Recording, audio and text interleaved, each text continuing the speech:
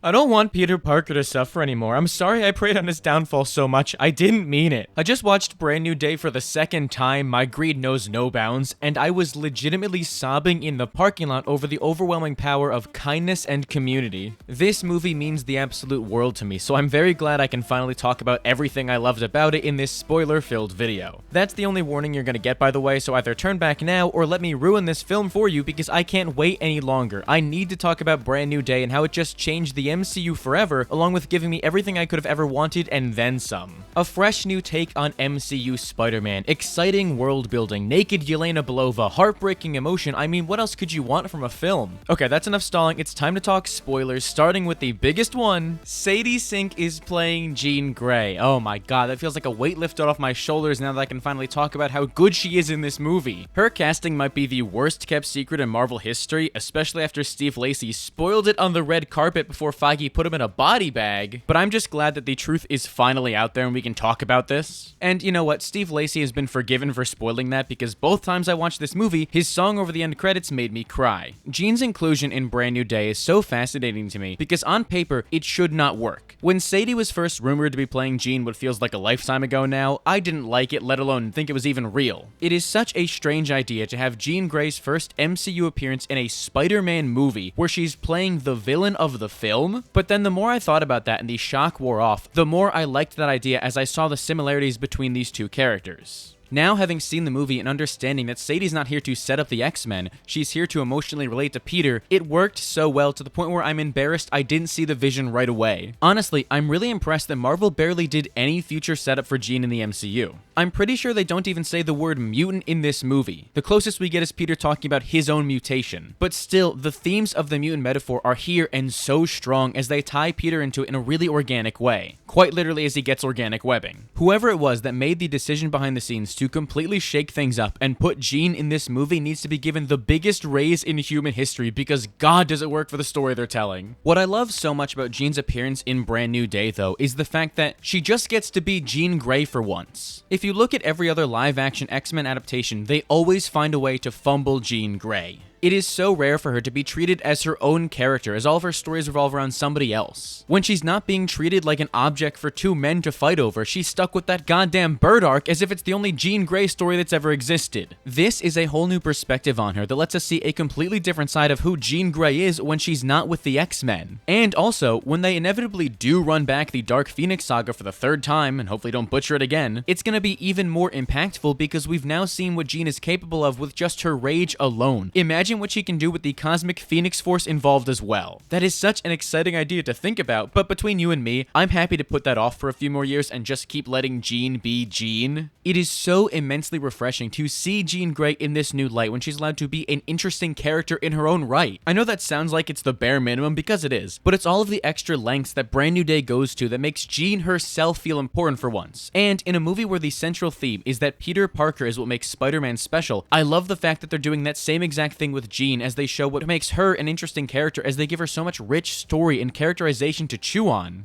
Now, is this adaptation of Jean a little bit out of character? Yeah, she does some insanely mean stuff in this movie, like getting a random guy hit by a taxi and ripping away Peter's happiness in the most evil scene of all time. But also, let's not pretend that Jean Grey is some flawless character in the comics. Obviously, there's the whole Phoenix Saga stuff. She literally destroyed an entire solar system once. But even without that, and putting aside the fact that she is truly an empathetic character, it's still worth noting that a big part of Jean's characterization in the comics is that she struggles with not imposing her will upon other people with how insanely powerful she is. Brand New Day just takes that aspect of her character and stretches it a little bit more to make her more of an antagonist. What's most important is that even with all of these differences, they maintain the same themes and the core of the character, so I think it really works. Especially because they let us go in depth even more than we're used to with early days Jean Grey. Traditionally, Jean's mutant gene is activated when she sees her friend die in front of her and starts to spiral. The main difference the MCU makes is that instead of Jean cutting herself off when she's depressed, like Peter's doing, the movie takes her on this different route to go in the opposite direction to reflect Peter's arc as she takes her anger out on the world. It's a brilliant twist on her origin that I think really works as they make Jean stand out and naturally bring her into the MCU. But here's the thing. I think Brand New Day did the most important thing any story can do when they're adapting a character, improve on them from the comics, because I think I like this origin for Jean more than that one, and that's all thanks to VMAX. Throughout Brand New Day, there's this big mystery surrounding VMAX, which we later find out is tied to Jean's missing sister, Sarah. Now, in the comics, Sarah does exist, but she's pretty much just a regular person who gets caught in the crossfire of mutant hatred. Brand New Day makes a big change to her character as they make her a telepath as well, who was taken by damage control and sacrificed herself to keep Jean safe, with her last telepathic communication being VMAX.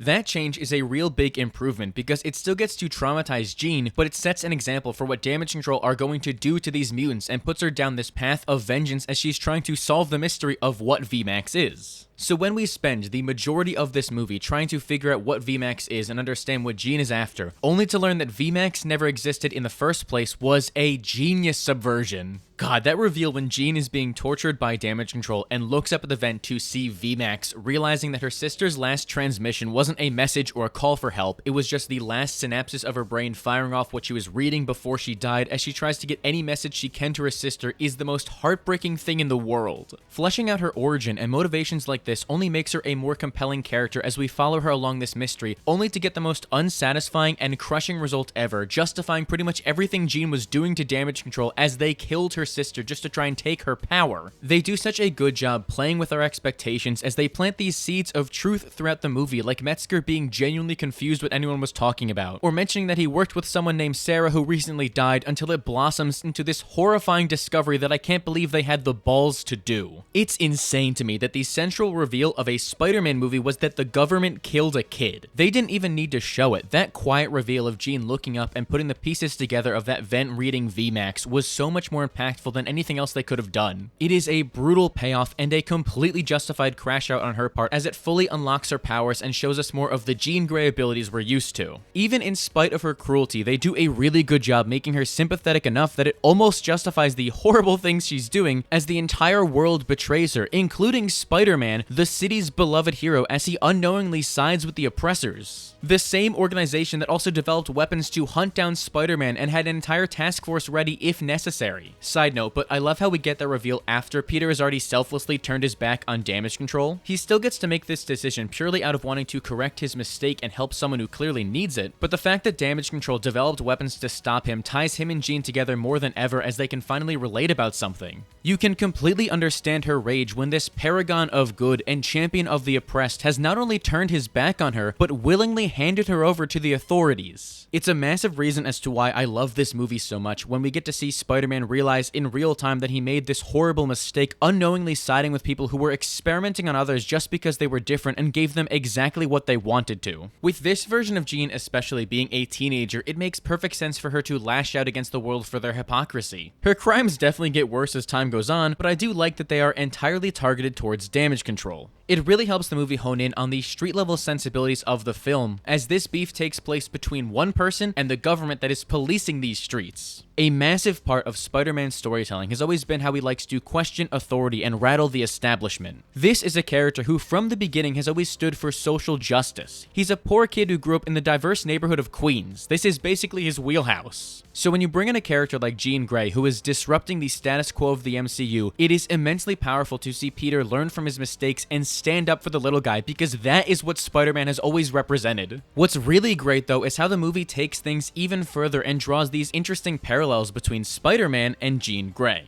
I love the evolution of Jean and Peter's rivalry in this movie. At first, it's nothing personal, as Peter's just trying to do his job and stop Jean from committing more terrorism. But it is so compelling that the more Jean learns about Peter, the more jealous she becomes of him and the more personal their rivalry gets. This, more than anything else, is what made me fall in love with Jean's inclusion in the movie, as her and Peter operate as two sides of the same coin. Jean Grey has been forced to accept this idea that she has to be alone because everyone has either been taken away from her like her sister, or outright rejects her like humanity and even her own mother. She's not given a choice in the matter and rightfully gets angry, wanting to hurt the people that ruined her life, like damage control. Meanwhile, Peter has willingly chosen to be alone as he pushes everyone away, trying to prevent himself from losing the people he cares about like Jean did. But he funnels those emotions into depression and his desire to help others. In Brand New Day, it feels like Jean is spiteful towards Peter because he has all of these loved ones he could be surrounding himself with and chooses not to. He has the chance to be living his ideal life as a superpowered person beloved by the world and surrounded by people who actually care about him, and he's given it up.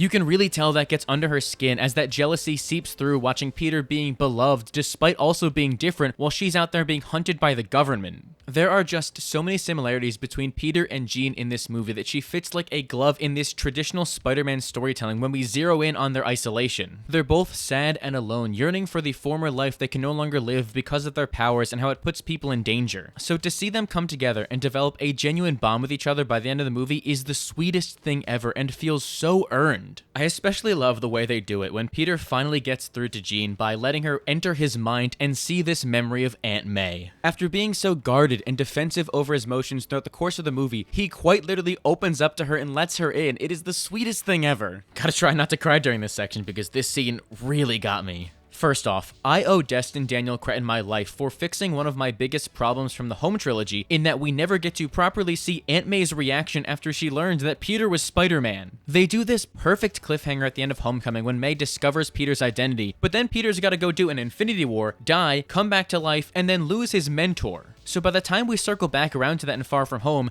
he's already been through so much trauma that the writers just breeze over that and have him on good terms with Aunt May. Her acceptance of the fact that Peter Parker is Spider-Man was just a little too clean for my liking, as we never got to see them actually discuss that, as they took away all of the emotional drama that Brand New Day now restores. I am so glad they made that specific scene the emotional climax of the movie, as it is the exact kind of message both Peter, Jean, and me needed to hear. I feel so healed now that we've finally seen them have this conversation. I love that May gets to return as this voice of reason for Jean especially. Having her take Peter's place on that bed and feel that love for the first time since her sister died, hearing the exact words she needed to from somebody else, and now finally understanding why Peter does what he does, it was all so beautiful and touching. It's one of those scenes that reinforces the themes of kindness throughout this movie. Growing up and being put through so many different homes and families that didn't love her, Jean was deprived of the warmth she so clearly needed, so when she finally gets it here, it's like the sun rose for the first time in her life and she is reborn, now seeing the bigger picture and understanding that even though people are going to do horrible things to her because she's special, she's still going to be loved because of who she is as a person, as love will always conquer hate. Oh god, just saying that again almost made me start crying. It is so touching. It's all made so much better though when Peter's arc is completed as well and he finally realizes, seeing what happened to Jean, that he can't stay isolated anymore and extends a hand out to her and they will both no longer be alone. It is the most beautiful possible ending this movie could have had as they tie these two arcs together. It's very Thunderbolts-esque in that sense, and that's completely okay with me because this ending made me cry just as much as that one. But I really love how these two movies act as companion pieces to each other, telling us that you are not alone. The stakes of this movie, even with the Hulk and Jean Grey involved, make for the perfect street level narrative because all that is at risk is 1 kilometer of people, and the conclusion is that he has to help one person and make a single friend to end both of their loneliness. It's one of the most emotional and impactful Spider-Man scenes I've ever seen, as he truly lives up to the nickname of your friendly neighborhood Spider-Man.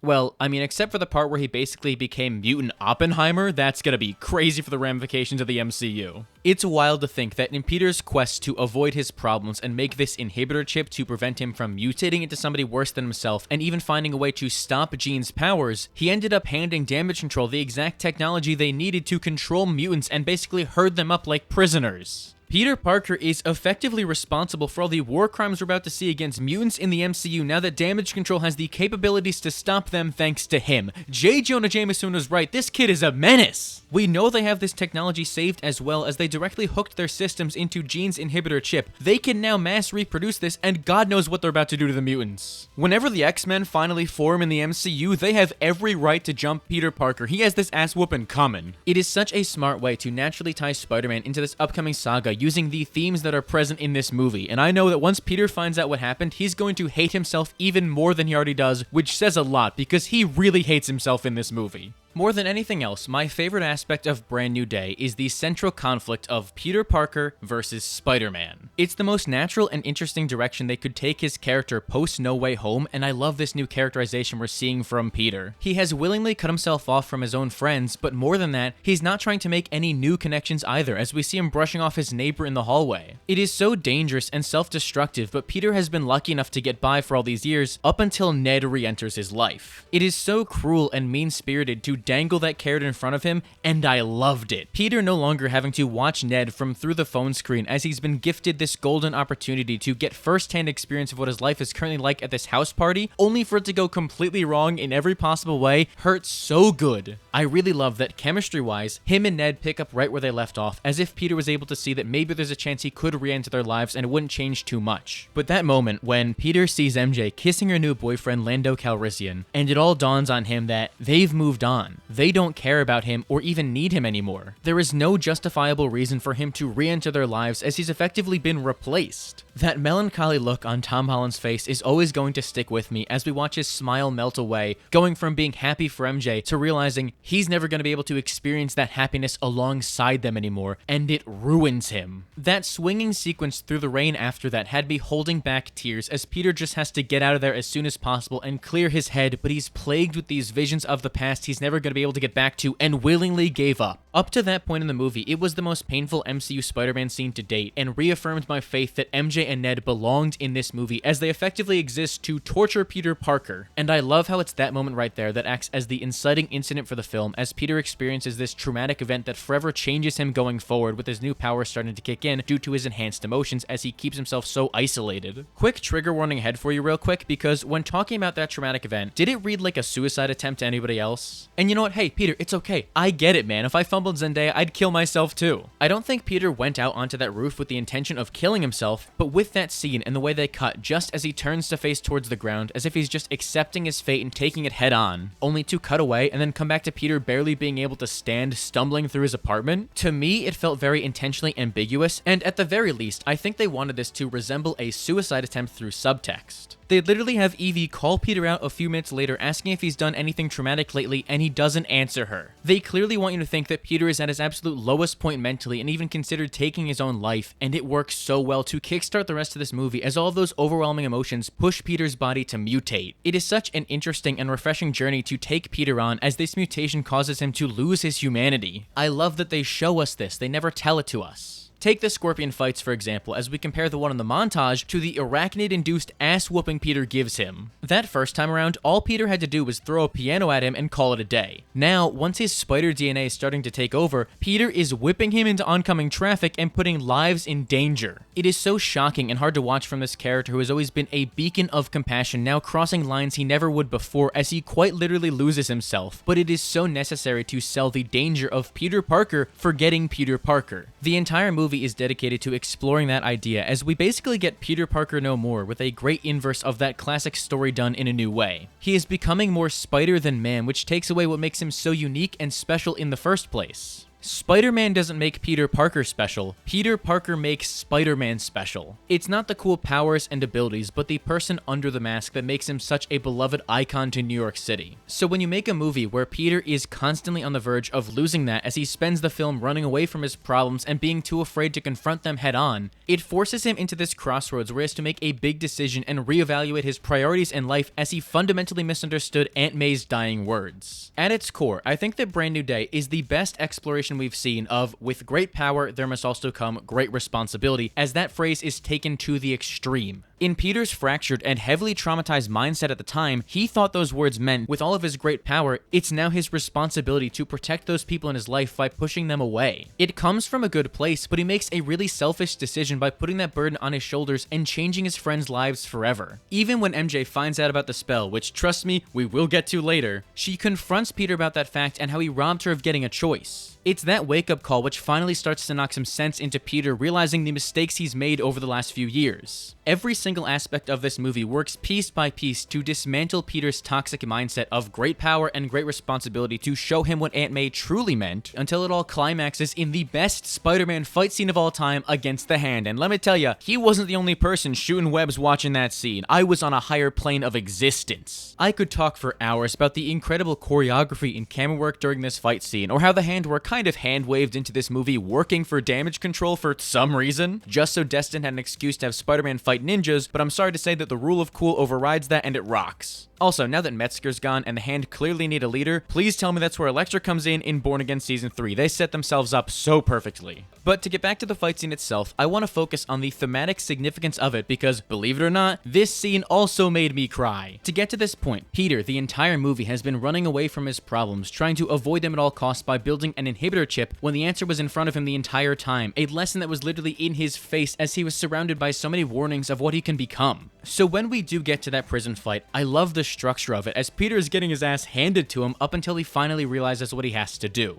That line when Jean asks him, "Are you Peter Parker or are you Spider-Man?" and he's forced to make a decision is my favorite line in Spider-Man history. It is so simple and straight to the point, but Peter confidently saying, "I'm both," gave me chills. I have him right now just talking about it. After spending 4 years alone trying to erase Peter Parker's existence, hating himself for letting his friends and family get hurt because of his actions, Peter finally accepts himself. He embraces who he is, both good and bad, and makes real change by opening himself up to the possibility of being Peter Parker again, solving this issue at the root of the problem. He might be changing and mutating into somebody else, but thanks to the lessons he learned from watching Jean, that's just who he is. You can't avoid your nature. There's no more running away from his problems and trying to decide what parts of nature are good or bad. It's all of that, from his flaws to his heroic traits, that make him special. He finally understands in that moment that Peter Parker is just as important as Spider-Man, and if nurturing that part of himself is the only way to feel better, then he's going to do it and enjoy this sick upgrade while it lasts. That is what I'm talking about. Just pure adrenaline running through my body as Peter Parker finally learns to love himself and gets to a place where he can help Jean. It is my favorite character arc that Spider-Man has ever had, going on this journey of self-discovery and coming out of it a stronger person who understands that we need connection. It feels like a direct comment on the loneliness epidemic, giving us this warning of what you can become if you don't open yourself up to other people and allow yourself to be part of a community. Not to get too real for a second, but watching a movie about this child prodigy now burnt out by the endless pressures that life has to offer, as he has nobody to talk to and is drifting away from his friends, completely isolated because he just focuses so much on work, glued to his phone and watching his friends live their lives around him as they move on while he stands still. Oh god, it hits hard and is by far the most relatable Spider-Man story of all time, as we watch him struggle with trying to make new friends and build these connections when it's so hard to put yourself out there in the world and avoid getting hurt. It's why this movie speaks to me on such an emotional level that it's really hard to kind of verbalize like that, because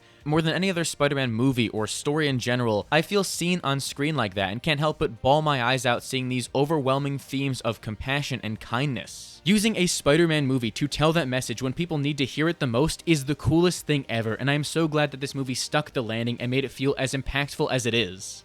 A huge reason that journey works so well for Peter is because of the path of familiar faces they force him to walk during this movie as they bring in other MCU characters. Brand New Day by far has the best utilization of other characters in the MCU as they are brought in to help enhance Peter's story more than anything else. I don't want to make this seem like a knock against previous Spider-Man movies because they did handle this really well and the result was still something that was immensely satisfying, but with characters like Iron Man, Nick Fury, and even Doctor Strange to an extent, those connections feel like they were working backwards from the characters they were given and then trying to make a story out of that. As if they knew from the start Iron Man was going to be in this movie and then had to try and figure out a way to make that work naturally. And they did. But with Brand New Day, these inclusions feel so natural. As if they started with Peter's character arc in mind first and then pulled in different heroes who can help guide him in the right direction. That is exactly how they should be done, and even with so many other MCU heroes in this movie, it never feels crowded or overstuffed because they're all there to serve a purpose. Let's start with the Punisher because I think that his dynamic with Spider-Man is the strongest part of the movie. Besides the two of them being comedy gold together, literally every single time they brought up Staten Island, I was crying from laughter. I really love that Frank is in this movie to act as a twisted future for what Peter can become. I've had my fair share of complaints about MCU Punisher's characterization over the years, most recently in his One Last Kill special, which felt like we were going backwards. But now, thankfully, Brand New Day finally gives us the version of the Punisher I've been waiting to see for years. Seeing Frank fully sink into his role as a vigilante without a second thought, all while trying to prevent anyone else from ending up like him, is the exact kind of characterization I've wanted to see from the Punisher. How has it taken us 11 years to get here? He is so interesting as he acts as this cautionary tale of what Peter Parker could become if he continues down this path. Frank Castle no longer exists. The moment his family was gunned down in an overly complicated military conspiracy for some reason, Frank died with them, and in his place was the Punisher. He doesn't have a dual identity or people in his life that can pull him out of the hole he's sinking in. In fact, all he wants to do is sink deeper into that hole. So when Peter Parker himself is starting to sink into that same hole, it is so important to have a character like the Punisher there to warn Peter that this isn't a good idea and something he should be actively choosing to do. I really love how Frank gets genuinely offended when Peter compares himself to the Punisher, saying that they're both the same. The entire reason for the Punisher to exist is so he can do the hard thing and prevent others from going down that same path. For him, killing is pain relief and the only thing that brings him temporary solace, but if it were anybody else in his shoes, they would crumble, and he knows that. It's why I adore his response to Peter when he says, "This is a sentence." Frank sees his entire life as a punishment, something forced upon him and something that nobody should ever want to achieve. And you know what? Yeah, he is completely right to take offense from Peter wanting to be like him when the life he deserves is one conversation away, but he's too much of a coward to do anything about it. These two characters will never be the same because while Frank doesn't have a support system, Peter is actively ignoring his. He has every right to call Peter out for making his own life worse and then asking for pity about it when he can go and fix all of his problems in a heartbeat. Meanwhile, Frank is forced to accept the life he was given as there is literally nothing he can do about it. He is too traumatized to ever move on and get the help he needs and is just caught in this endless cycle of violence he takes out on the criminal underworld. Frank was dropping bars in this movie because I love his other line even more when he tells Peter, "If I had 1 sec with the people..."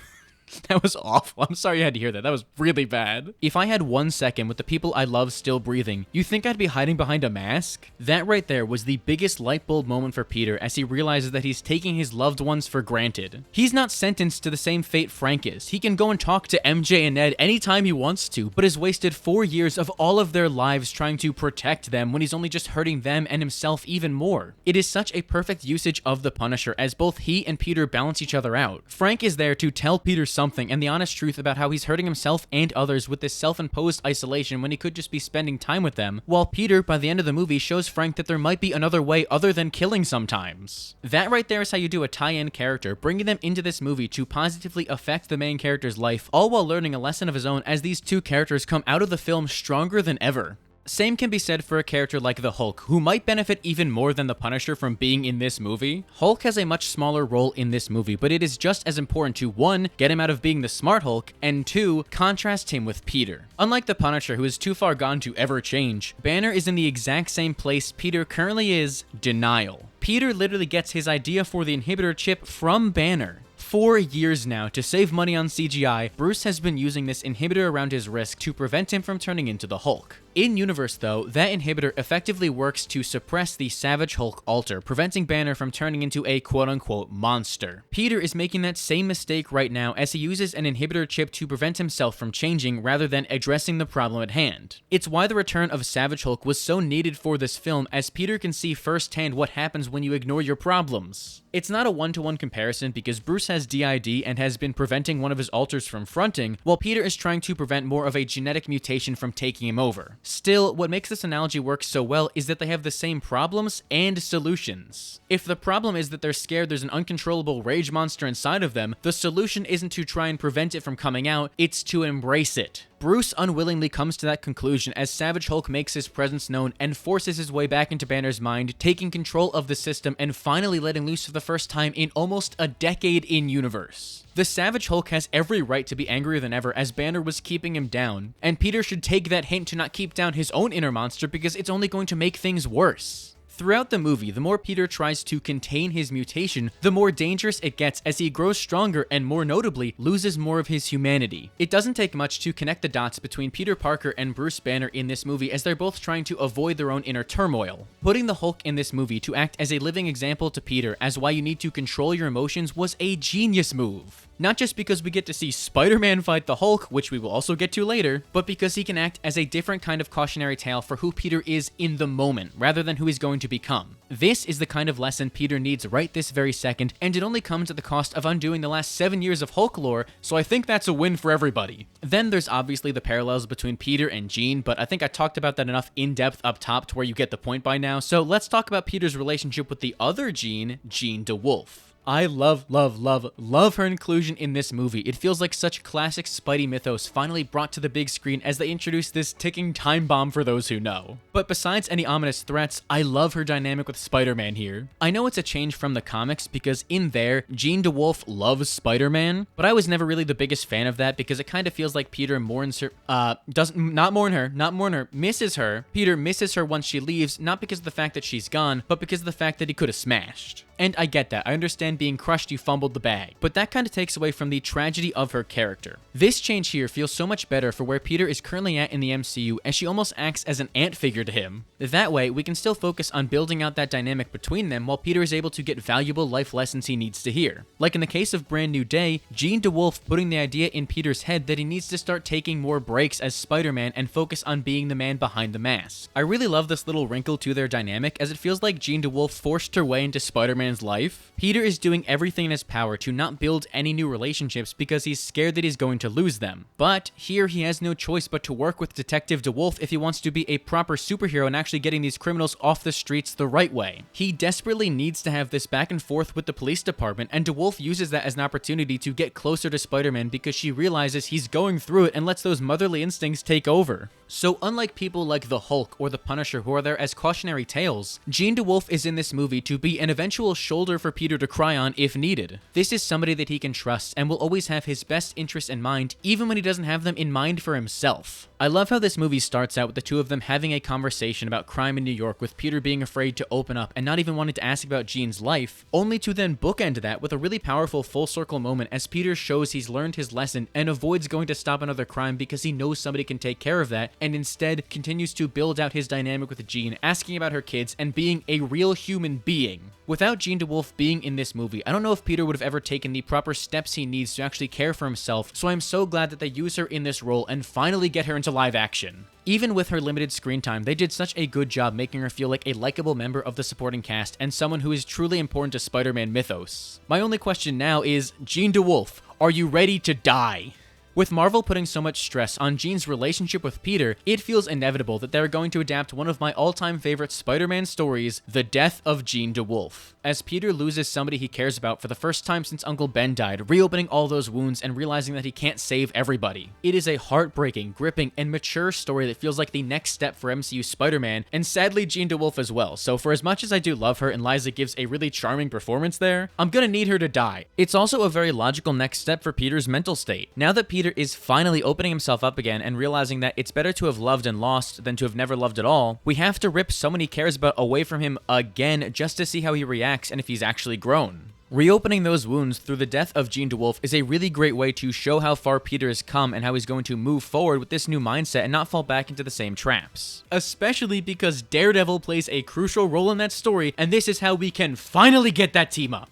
Hey, in the meantime, at least we got this wonderful team up between him and Yelena Belova, as she plays a very surprising role in this movie, but also ties into Peter's mental state. Before we address the nude Florence Pugh of it all, I love Yelena's inclusion in this film because she is the only person who has previously been where Peter was and actually made healthy decisions to get out of that depression. When Yelena was first rumored for this movie and then surprisingly confirmed by Kevin Feige himself, I thought it was just going to be a quick cameo during that opening montage as she tries to recruit Spider-Man to join the new Avengers. But instead, we get her for 2 extended scenes in this movie as she helps Peter deal with his small potato stuff and solve this mystery. The way she's used in Brand New Day works so much better than a quick cameo because it's clear that she and Spider-Man already have a pre-existing relationship. Honestly, she's probably already tried to recruit him before, and that's why Peter has her information in the first place. But now, after she's worked with Spider-Man for a bit, she can see that he was in the exact same place she was and is currently going through a massive depression. And wouldn't you know it, Yelena Belova is pretty much the expert on depression when it comes to the MCU. Just take Thunderbolts, for example. She also had a scene that was very clearly supposed to invoke the ideas of a suicide here, so it makes perfect sense for her to be in this movie and pass on the lessons she's learned and help Spider-Man. Thunderbolts was a movie that was largely about purposelessness, but Yelena found the same solution that Peter needed in her film. She finally found her calling to help people as a proper superhero in the public eye, but it was only after she was forced into a situation where she had to make connections with other people. Yelena had already learned this for herself in Thunderbolts when she told Bob, "You can't stuff it down. You can't hold it all alone. No one can. We have to let it out. We have to spend time together. And even if it doesn't make the emptiness go away, I promise it will feel lighter." Oh, stay strong.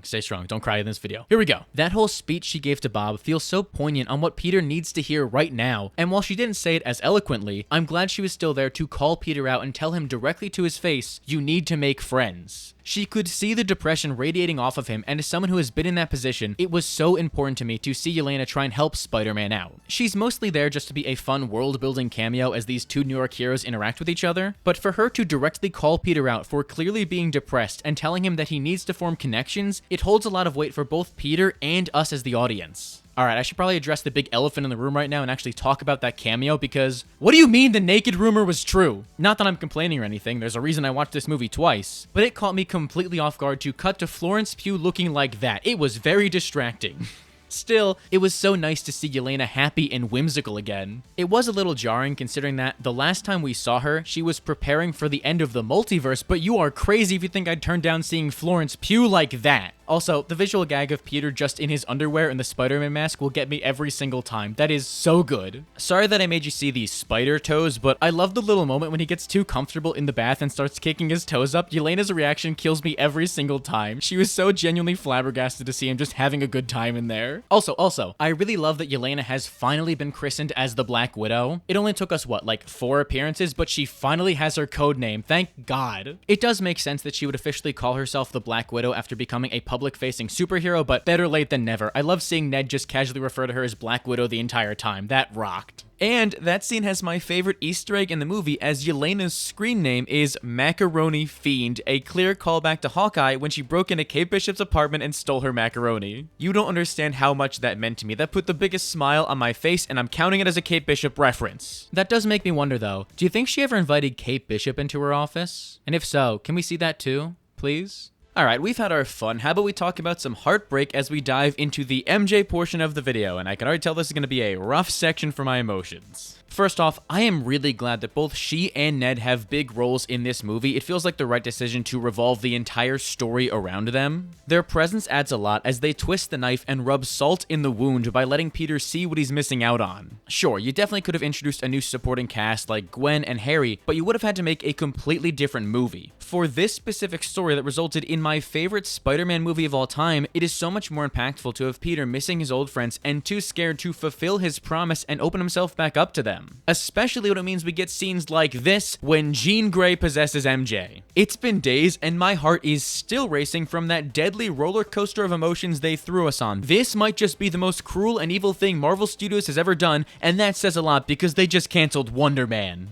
If only you could have seen my reaction in the theater watching this scene play out. Oh my god, dude. I started out so confused as to why this was happening in the midpoint of the movie and a little unsure if they were making the right call, but then Tom Holland started acting his ass off and I was fully sold on Peter and MJ getting back together like that as I was flooded with emotion hearing Peter's voice break and watching him brought to tears. Oh god, it was so cathartic and healing watching this character who we know had been suffering for the entire movie have this burden lifted off his shoulders as he thought MJ figured it out, only for that slow reveal and realization to kick in as her voice changes and she tells Peter to hold her. The way my heart shattered into a billion pieces hearing that happen, as it immediately clicked for me that Jean got to MJ before Peter did. And I will never forget the collective gasp in my theater as everybody reacted in abject horror knowing what just transpired. What's even crazier about that scene though is that they make it glaringly obvious from the beginning that's not MJ as they pepper all these little clues throughout the scene, like my personal favorite, the fact that MJ wasn't scared when they were web swinging despite the fact that we know she hates it. In both Far From Home and No Way Home, they went out of their way to show MJ not adjusting to the web swinging and hating it every single time, yet here she was swinging with Peter calm and collected. That should have been the biggest red flag right there, but I guess I'm just too much of a hopeless romantic for my own good and let them take out my heart then stomp on it. With this being the first movie after No Way Home, this becomes such a tricky scene to pull off as you have to win over the audience and make them buy that this is Peter and MJ really getting back together. So the fact that they were able to convince me at all that this was actually happening is a testament to just how good Tom and Zendaya's performances were in this moment. Peter especially being so delusionally hopeful that MJ figured it out again hurt so bad as he was given the easy way out of not having to reveal it to her himself anymore. They planted that seed at the end of No Way Home 2 when MJ tells Peter, Peter, I'll just figure it out again anyway, so it really legitimizes this moment as you buy into Peter's hope. But that would be far too easy, and we all know that Peter Parker has to suffer with everything he does, so of course they pull that rug right out from under us and show us just how cruel Jean Grey is when you get in her way. Honestly, this is so much worse than whatever happened with that guy in the taxi. He's probably gonna recover from that, but me? I'm not ever going to recover from this scene. I expect Destin Daniel Cretton to pay for my therapy. Still, even with how much this is gonna haunt me, it's one of my all-time favorite Spider-Man moments as we get to see Jean's jealousy in full effect, giving Peter exactly what he wanted just to rip it away from him again so he can feel a fraction of the pain she's feeling losing her own loved ones. It is such an evil and desperate moment made even better with Zendaya's chilling performance here. Her delivery of, "There's like no thoughts of you in here whatsoever," is going to stick with me for the longest time because it is ice cold. That is such an evil thing to say to anybody, but especially someone like Peter who already has those fears. I was on the edge of my seat for that entire sequence. I don't think I breathed the entire time. I was that stressed. Especially when Peter's spider instincts take over and he has M. Jean dangling over the building before she kicks herself off, recreating this big death of Gwen Stacy moment. Now, I want to tell you that I was fully confident MJ wouldn't die here, but I will admit, there was a small percentage of me that felt so much dread watching her fall off that building, wondering if they were going to completely subvert our expectations and kill off MJ like this. Thankfully, they didn't. I'm very glad they didn't go down that route, but they did such a good job building that tension and making you wonder, what if they do? I like to think that Peter learned the move he used to save MJ here. He learned from Peter 3 in No Way Home, watching him do that same thing to MJ as he saved her by actually catching her rather than relying just on the web. It's a really cool way to bring those details back and show that our Peter is learning, but god man, that whole time I was losing my mind. What a phenomenal sequence that immediately solidified Jean as one of the best MCU antagonists to date right then and there. Also, one detail I really like too is that later on in the movie, Peter doesn't even hesitate to tell MJ about that kiss. That was so sweet and a really great way to show what a good-natured person he is. Consent is important, people. That's my Spider-Man right there. He really does deserve all the happiness in the world, man. It's just a shame that he exists to suffer 24/7. Like with that next MJ scene where they somehow one-up themselves on the cruelty factor when she figures out Peter is Spider-Man and the memories don't come back. Holy shit.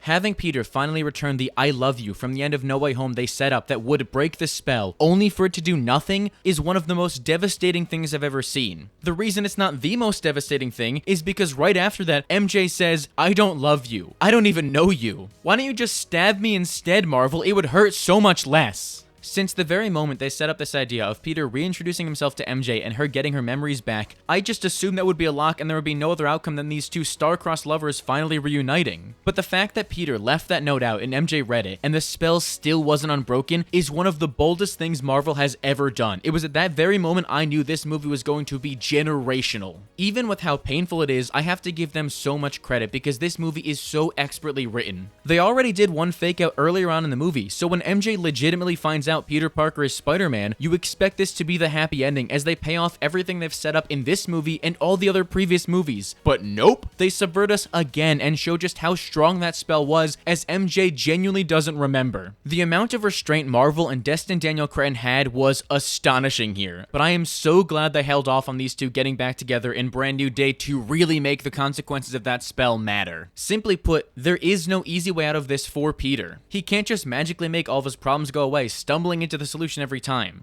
Going forward, he needs to put in the work to rebuild those connections with MJ, and it is by far the most interesting thing they could have done with her character. I cannot wait to see how this new status quo follows Peter into this trilogy as they make such an inspired and unpredictable decision that makes this entire future so exciting because they could go literally anywhere with it. But if all of that wasn't enough for Peter after he just found out there's no way for him to ever get that life back, it is such a cold thing they do by having Peter swing MJ back home. That was brutal, man. He just found out that his one true love has no feelings or memories for him and there's no way for him to get those back, and now he has to hold her closer than ever one last time as they just awkwardly swing in that deafening silence. Jesus Christ, man. It was this moment right here where I realized I was being way too harsh on Peter Parker. He doesn't deserve to suffer this much, guys, but I do love it. At least he gets a little bit of a win right after that when MJ invites him into their apartment and he gets to hang out with her and Ned again. But the longer that scene goes on, the harder it is to watch as you realize Spider-Man is having the time of his life, not Peter Parker. They reinforce the big idea of the movie that Peter is having the time of his life as Spider-Man while Peter Parker is worse off than ever, as he gets to live his dream life one last time, but only through being Spider-Man because that's all they know. So even though on the surface this scene is so warm and comforting, it's that subtext which is silently crushing us as Peter got what he wanted, but it's not real. This taste of his old life is the closest he thinks he's ever going to get to seeing his friends again, and that stings so bad. Especially when Peter tells MJ, "This is the most fun I've had in years. I wanted to jump off of a building after hearing that." The way he says it so casually without realizing how sad that is had me on the verge of tears. That one line really puts it into perspective that this is the first time in 4 years Peter has had any kind of meaningful social interaction. I was doing a pretty good job holding myself together during this scene, but when MJ reveals her drawing of Peter and Ned having the best possible time, oh man, it almost got me. Just thinking about the look on Peter's face under his mask, seeing this window into his past life is devastating, and a really great callback to Homecoming when MJ says that she likes drawing people in crisis, as if she could see the pain Peter was going through. I mean, come on, man, that hurts. That 10-minute stretch in the movie is a masterclass in writing as they make this cheery scene of two people playing with Legos one of the saddest in the entire movie.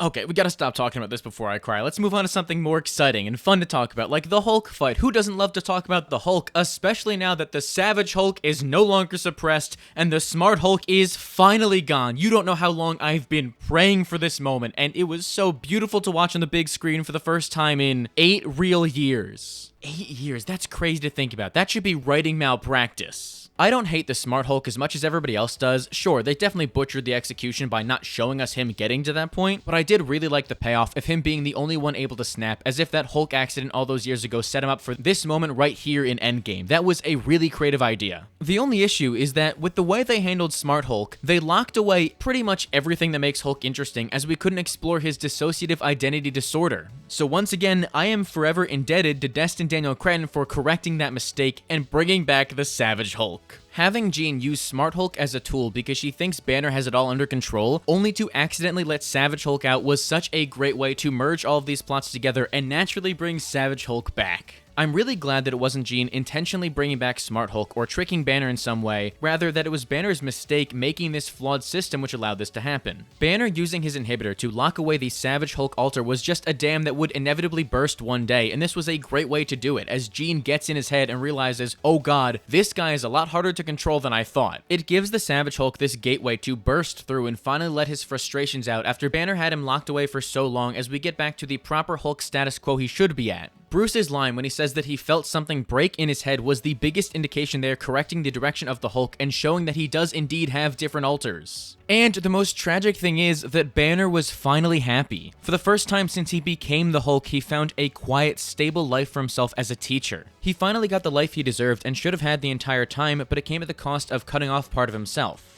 Now, after Jean broke down that mental block he put in there to lock away the Hulk, all of the hard work he's put in to restore his image has been completely shattered. Going off that news report we saw Ned watch, the public just sees him as a monster again, but it's very necessary for his growth. On the surface, going back to this Banner Savage Hulk dynamic could seem like they're going backwards, but let's be honest, Smart Hulk wasn't a permanent solution and should not be the end-all be-all for Bruce's character whatsoever, as he's actively hurting himself and running away from the truth. And with Banner being sent to the psych ward after that whole fight scene, it gives me faith that Banner is finally going to be diagnosed with DID and we can explore the more psychological aspect of Hulk storytelling we've been missing out on. In a perfect world, they just set up a new Hulk solo movie, so I need Universal to lock in and Disney to stop being petty as soon as humanly possible to get Hulk back on track in his own movie already. It's a war crime that it's almost been 20 years since the last time we saw a Hulk solo film. He used to be one of Marvel's big three, guys. Come on, you can't let him fall off like this. Destin Daniel Cretton just handed you the perfect setup for a Hulk movie on a silver platter. Do not fumble this opportunity. As for the big Hulk fight sequence itself though, that absolutely rocked. I loved every single second of it. You want to know something crazy? Before Brand New Day finally corrected things and broke the streak, the last time we saw a full Hulk transformation on screen was in The Avengers. It's been 14 goddamn years since the last time we saw the Hulk out. You know, his entire thing. I get it's a budgetary restriction, guys, but come on, man. Sometimes you gotta make an exception, because finally getting to witness that again was a religious experience, most notably because of Mark Ruffalo's performance. The way he sells Banner's genuine concern and confusion as his whole life shatters around him was so good and makes that transformation as impactful as it is. And I really love this new design they've got going for the Hulk. In the past, Marvel has done this thing where they put a lot of Mark Ruffalo's face in the design to make him appear more human, and that definitely did work, especially with making the CGI look more realistic than ever, but that's not how the Hulk looks. He's not just Green Banner, so I love that Brand New Day went out of their way to make Hulk's face much more monstrous with a Frankenstein forehead. That was so appreciated, and a beautiful return to form as we see the Hulk as a horror character again. The Hulk being treated as a terrifying monster has always been my favorite aspect of the character when they really lean into the horror. It's why I love Immortal Hulk so much. So I love that Destin brought those aesthetics back as the Hulk is shot from lower angles and in shadow to make him feel like a real proper threat. And now to actually start talking about the fight for real this time, I love that the Hulk's first move after all those years was trying to ragdoll Spider-Man around like he did to Loki and Thor before him, but it was great that Spider-Man basically no-diffed that attack and just started crawling around on the Hulk's back, which is such an inspired shot that feels ripped straight from the comics and does a really good job setting the tone for this fight as the Hulk is raw strength and Spider-Man is trying to outsmart him. And I can't believe I'm about to say these words, but it's not until the Punisher arrives that things really pick up.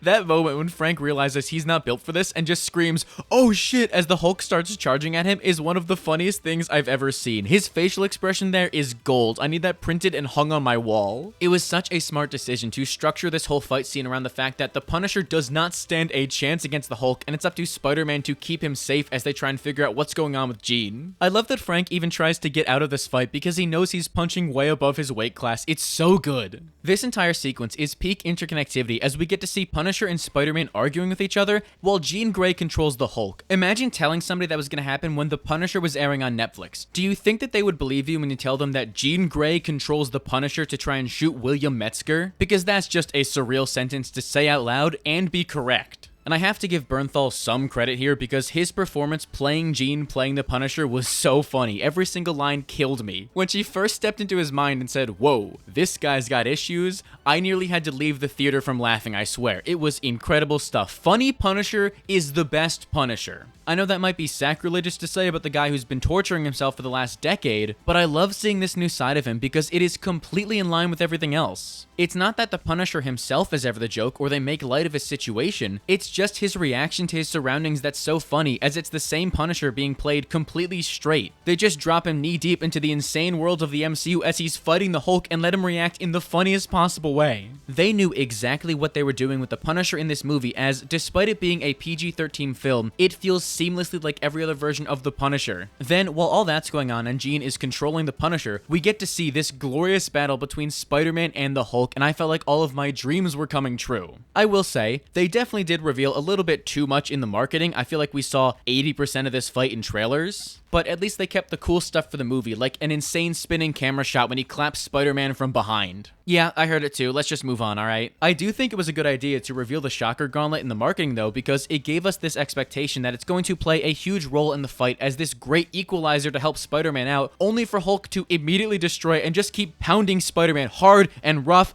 and I did it again, I'm so sorry. For some weird reason, I've seen a lot of people saying that they nerfed the Hulk in this movie, but I don't think that can be further from the truth. He was kicking Spider-Man's ass the entire fight. The power scaling was balanced so well. The only reason that Spider-Man was able to win the fight anyways was because he appealed to the Hulk's emotions and helped him feel seen for the first time in years, calling him a friend. That is all the Savage Hulk has wanted this entire time, to live in harmony with Banner and be his friend. So to see Spider-Man reach out and get through to him like that worked really well. It's also some really good foreshadowing as Peter sees firsthand that the only way to stop this raging monster is to make a friend out of them, which is exactly what he does to Jean later on in the movie. Ugh, the writing in this movie is so good. In that sense, they also did kind of adapt that panel of the Hulk remembering Peter Parker as Spider-Man when he tells him his name, just in a much more subtle and nuanced way that actually felt earned, considering that we never saw these two characters interact ever before this, so that really clicked for me. I do have to address the Hulk in the room though, because in my non-spoiler review of Brand New Day, I said I was a little underwhelmed with how the Hulk and Banner just disappear in the middle of the movie like that, but after a second watch, when I went into this movie with the proper expectations, that worked so much better for me, to the point where I thought it was a perfect usage of his character, so much so that I wasn't even disappointed we didn't get the Grey Hulk. Yeah, he might just be a plot device in this film, as Jean literally uses him to infiltrate damage control, but in using him like that, they do all they need to do with Banner in this movie as they progress his character arc and get him back on track. At most, I would have liked one more scene catching up with Banner during that ending montage just to see him again, hopefully getting the help and therapy he needs. With how personal the conflict got between Peter and Jean, it would kind of feel out of place if the Hulk just charged in, so I completely understand and support why they kept kept him out of that third act now, as this movie is a carefully put together puzzle with every piece serving a purpose to make one of the most peak MCU films of all time. The entire movie is generational, but those last 10 minutes of Brand New Day are so special to me. It's like if A Warm Hug were a movie, so I want to dedicate some time talking about why I love it so much. Starting with Peter taking the bullet for Jean in what feels like the most important shot ever fired in the MCU, as so many different ideologies are clashing, but it's Peter's compassion that comes out on top. It's not just enough for him to say that he's going to be there for Jean and that she's not alone. She's been so traumatized in the past by other people saying that same thing and lying to her face about it, so when Peter goes the extra mile and proves he's actually there for Jean by physically taking that bullet and saving her life, it is such a beautiful moment that proves kindness conquers all. It wasn't Jean's hatred of damage control or the Punisher's methodology of just shooting his way through every problem that saves the day. No, it's Peter helping someone out by actually being there for them when it matters, and that is special. That alone would have been a perfect ending for this movie, but they take it a step further and have Peter fall exactly like Aunt May did back in No Way Home, which is both an extremely cool and a cruel reminder of that scene.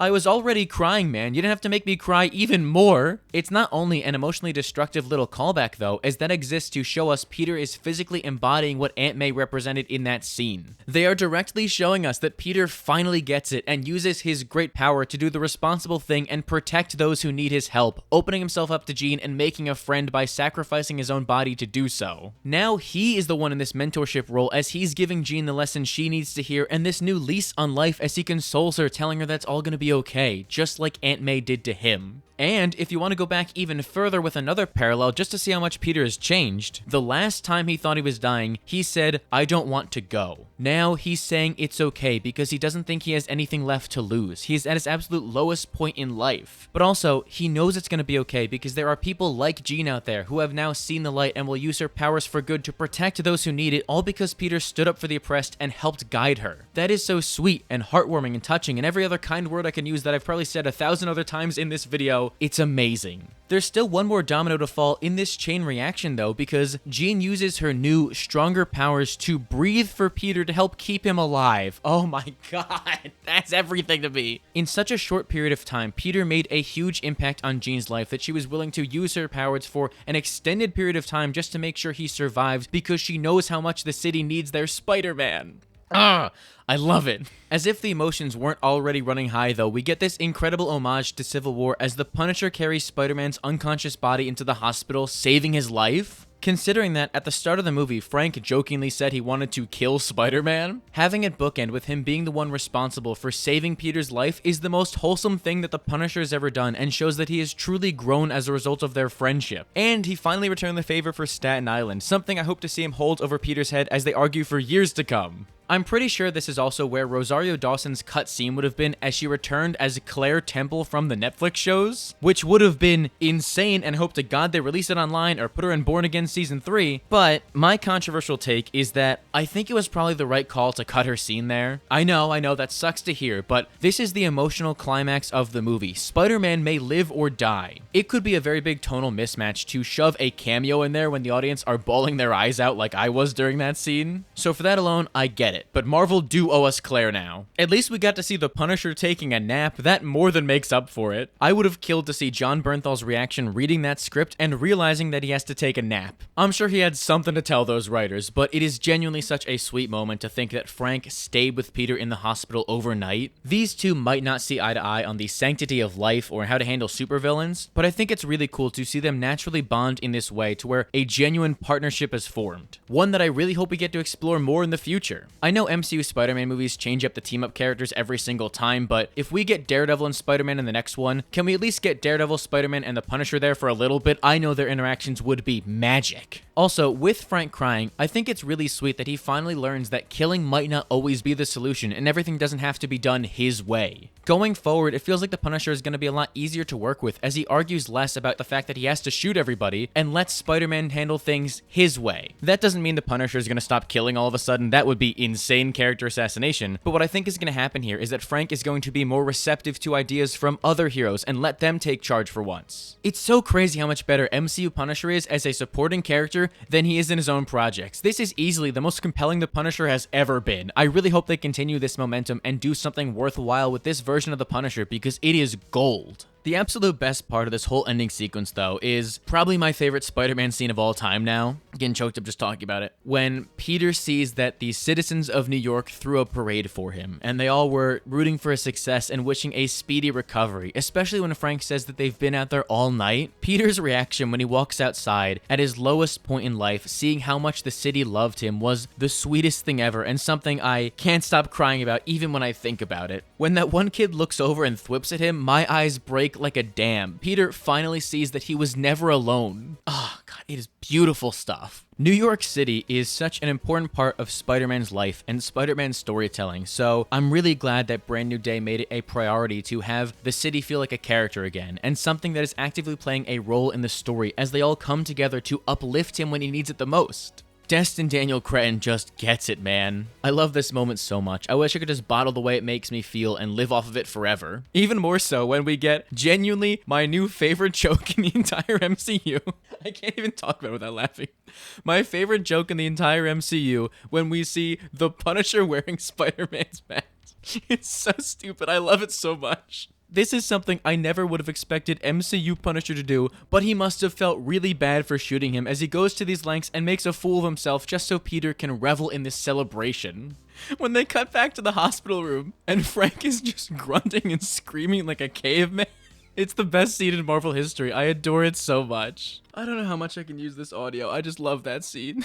Oh God, deep breaths, deep breaths. Gotta finish this video strong. From that incredibly touching celebration of what makes Spider-Man so special, we get the closing moments in the film in this stunning montage as we catch back up with the city and Peter Parker as he's taking a call from Jean DeWolff, finally opening up to her and showing that he's a real person who cares about her. But more than that, it's the fact that they made a Spider-Man movie where him not going to stop a crime at the end of the film was a satisfying conclusion. Do you know how impressive that is? They told this story so well that I didn't want to see Spider-Man by the end of it. I wanted to see Peter Parker living a healthy, balanced life and taking more time for himself. So to see Peter avoid the crime to prioritize making a connection with Ned was the most rewarding thing ever and is now one of my favorite film endings of all time, just in general. We finally get to see Peter break the cycle of isolation as he lets other people stop that crime and decides not to bring flowers to Aunt May's grave again because he knows she would have wanted him to open up to Ned. It was this dap-up heard around the world that the entire movie had been building up to as Peter reestablishes that contact with Ned, and to his surprise, it actually breaks the spell, and after all of the pain and torment he's gone through, I had the biggest smile on my face knowing that Peter had his friend back again. It is a genuine testament to how well this movie was written that, before going into Brand New Day, I wanted Ned to remember that Peter was Spider-Man and then get mad at him for not telling him about it, only to now be overwhelmed with joy and emotion seeing Peter and Ned reunite after how strong the themes of kindness and friendship were in the film. I do want to address this real quick though, because I've seen a lot of people online interpret this ending as if it was just Ned putting two and two together that Peter, this random stranger he met at a party, was Spider-Man after MJ accidentally leaked his name. And I know that this ending is left intentionally ambiguous, but I don't buy that for a second. I'm sorry. It is so obvious to me that that handshake broke the spell. If the writers wanted us to think that Ned figured out Peter was Spider-Man, surely his last line of the movie would have been, "You're Spider-Man?" But no, instead it's Peter in the most excited voice ever as his eyes flash this look of remembrance and all those memories come flooding back and he realizes that his friend is back in his life for the first time in 4 years. And that's also just a much more satisfying interpretation for what they've set up in this film as Ned remembers and they have that friendship back in his life rather than just Peter making a new friend. It feels so much more thematically in line with what Frank said about how he wouldn't waste any time not being with the people he loved, and now Peter has done that same thing, allowing Ned to love him again. The big question then though would be, why did the spell break for Ned but not MJ? And I think I figured that out.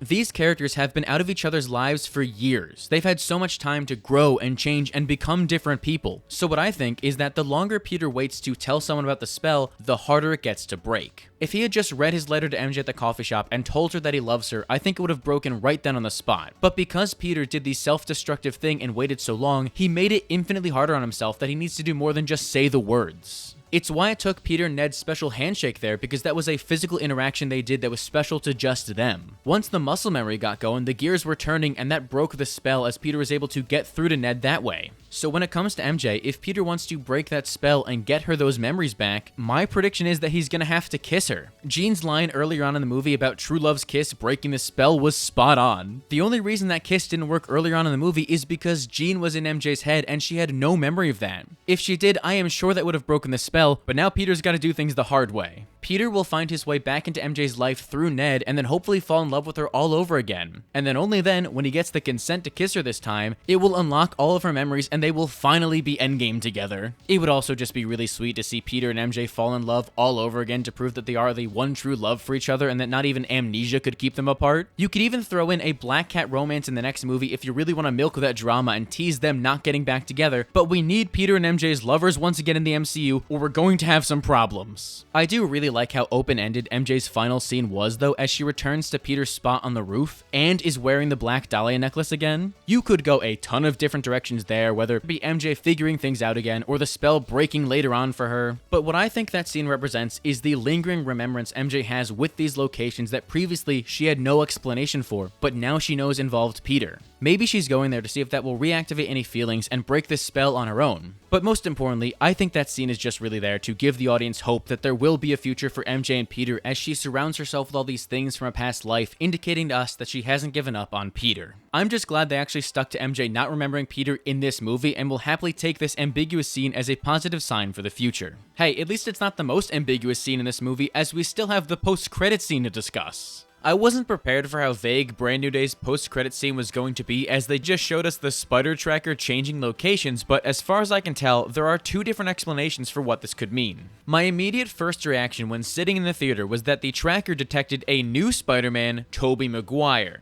It's been rumored, and I'm pretty sure leaked for a long time now, that Tobey Maguire is going to return as Spider-Man in Avengers Doomsday, so what better way to reintroduce him than in a Spider-Man post-credit scene where you just kind of show this little dot blinking on the map. This could be their cheeky little way of teasing the fact that these universes are colliding for an incursion that's going to be explored in Doomsday. Perhaps the events of No Way Home, where Peter saved all of his villains' lives, messed things up a little too much, and now these two universes are on a collision course with each other. But then I thought about that for more than 2 seconds and realized the incursion would have to be a lot closer on the map, as this location seemingly has them outside of our solar system, so that can't be what this means. There has to be some other deeper meaning hidden within those pixels. And you're in luck, because I figured out that deeper meaning is that Peter Parker has been transported to Battleworld. Let's look at the very little facts we have here. The spider tracker specifies that this new sighting is at an unknown location. Then there's the fact that these screen glitches as this Spider-Man is being taken across the galaxy, and that feels very Spider-Verse to me, as anytime someone was in the wrong universe for an extended period of time, they would start glitching.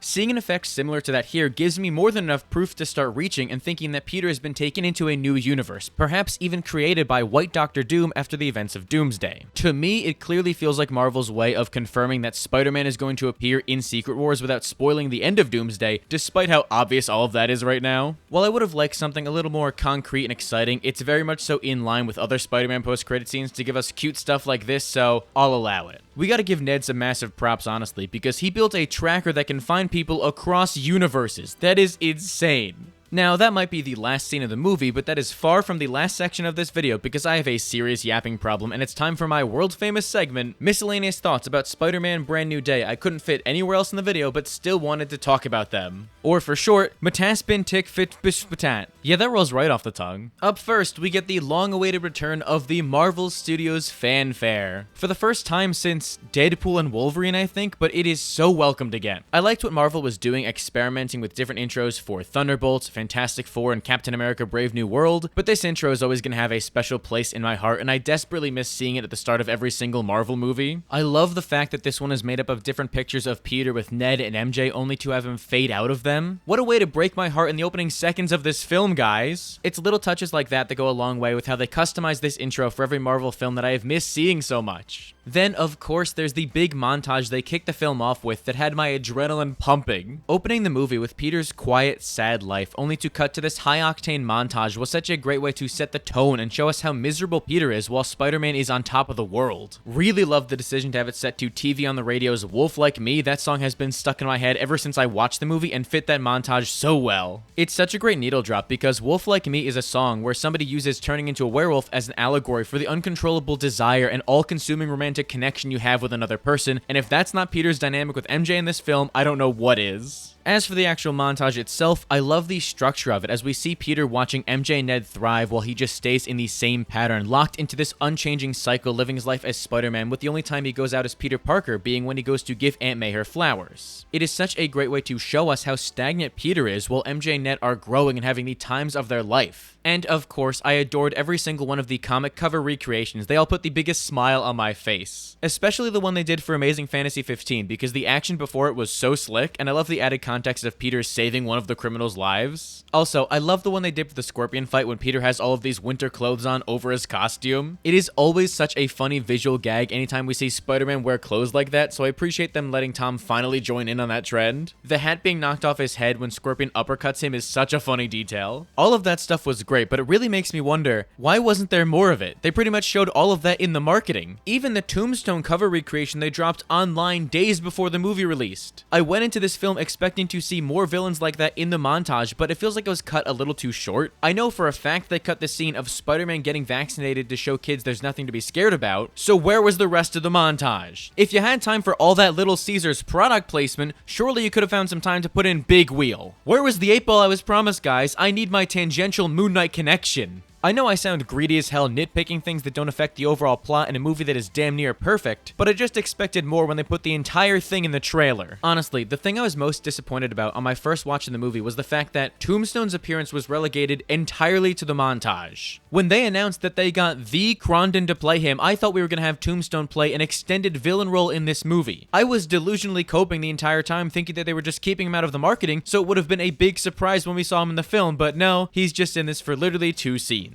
My expectations were clearly just a little too high after that casting announcement. I really wish it didn't leak ahead of time because man, that would have been such a cool thing to see in the theater for the first time. At least he got to say a line in the movie. That is much more than some of these other villains got. Hopefully this means they have more plans for Tombstone down the line, possibly being the villain of Spider-Man 5 as he and Daredevil stop this gang war. For now, I'm just going to appreciate this generational casting and how good he looks because my god, this design is flawless. One last thing from the montage I really liked was how they explained how Peter got this big-ass apartment. The fact that the attic is only available because it's filled with asbestos and he can survive that is genius, and a great way to explain how this broke boy is able to afford such a luxurious space. It reminds me how Matt was able to afford his apartment in Daredevil because it was right across the street from this big neon billboard that didn't affect him as a blind man. Still, it is a lot nicer than the place Matt is currently staying, that's for sure. Jumping ahead on this list now, but we got a mention of my GOAT Mysterio, which makes me so happy, even if the implication was unhinged for a Spider-Man movie. Like, what do you mean Yelena Belova has seen Rule 34 Spider-Man and Mysterio fan art? And what do you mean Peter has seen this as well? What else have they seen online? Where are they looking for this? And can they share the link so I know where not to look later tonight? Okay, moving on to a completely unrelated topic next, but Peter was wearing the shit out of those juicy butt sweatpants. That fit went crazy. Ooh, another thing I really wanted to bring up was that we got a Kingpin Easter egg in this movie. It's blink and you miss it, but right here when Peter goes into the alleyway, there is a Kingpin election poster on the dumpster.